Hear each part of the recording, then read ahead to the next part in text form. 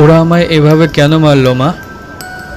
মা, আমি তো যেমন ডিউটিতে যাই সেই রকমই ডিউটিতে গেছিলাম, কিন্তু আমি তো জানতাম না যে আজই হবে আমার শেষ দিন। আমি তো আমার জুনিয়রদের সাথে একসাথে কত গল্প করতে করতে রাতের খাবার খেয়েছিলাম।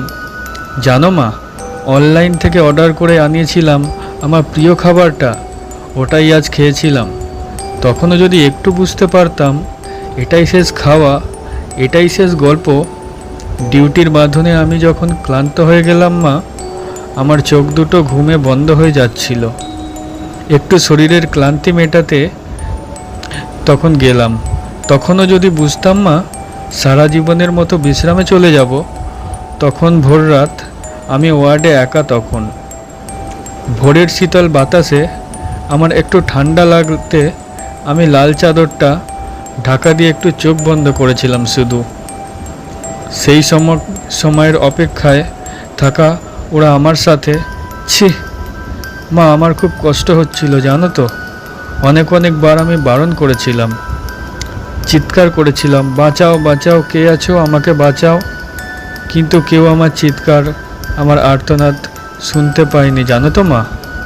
আর ওরা আরও পশুর থেকেও বিচ্ছিরি ব্যবহার করতে লাগলো, খেলতে লাগলো আমাকে নিয়ে ওরা। আমি ওদের হাতে পায়ে পড়লাম জানো তো।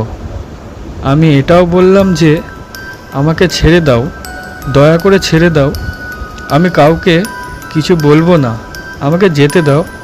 কিন্তু ওরা আর আমার তোমার কাছে একবার যাওয়ার সুযোগটা দিল না তোমার কোলে শেষবারের মতো মাথা রাখতে দিতে, দিল না শেষবার তোমার হাসি ভরা মুখটা দেখার সুযোগ, দিল না বাবার স্বপ্নে তার রাজকন্যার বড় ডাক্তার হওয়ার কাহিনীকে সত্য করতে। আমার গলা টিপে ধরে নিজেদের সর্বশক্তি দিয়ে আমার গলা চেপে ধরে, জানো মা, আমি অনেক চেষ্টা করেছিলাম বাঁচার, কিন্তু হয়তো আজ ভগবানও চায়নি যে আমি হয়তো বেঁচে থাকি। ওই পশুদের শক্তির কাছে আমি হেরে যাই, আমার গলার হাড় ভেঙে যায়। ওরা আমায় ওভাবেই ওখানে ফেলে রেখে চলে যায়, ওই বিবস্ত্রভাবে। সকালে সবাই আসে, কিন্তু এ কি, আমি কারোর সাথে কথা কেন বলতে পারছি না? তোমাকেও দেখতে পাচ্ছি, তোমায় কত করে ডাকছি, তুমি শুনতে কেন পাচ্ছ না মা আমার ডাক?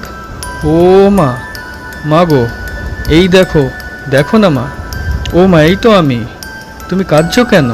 কি হয়েছে তোমার? ও মা, দেখি মা সামনে একটা লাশের দিকে তাকিয়ে হাউমাউ করে কাঁদছে। লাশটার মুখ দেখতে পেয়ে আমি শিউরে উঠি। এ কি, এটা যে আমারই নিথর দেহ। আমি কি তবে মারা গেছি? আমিও কাঁদতে শুরু করলাম। সবাই আমার এই মৃত্যুতে শোকাহত।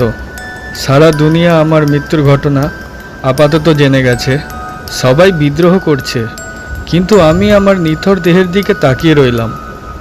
আমার শেষটা তো আরও ভালো হতে পারত মা। দেখো না মা, ওরা আমার মুখের দেহের কি বিচ্ছিরি অবস্থা করেছে দেখো মা। আমার চিৎকার করতে ইচ্ছা করছে, কিন্তু আমার আওয়াজ এখনও কেউ শুনতে পাচ্ছে না। আমি এতগুলো লোকের সামনে চিৎকার করছি, কিন্তু একটা কেউ আমার এই চিৎকার শুনতে পাচ্ছে না, কেউ না।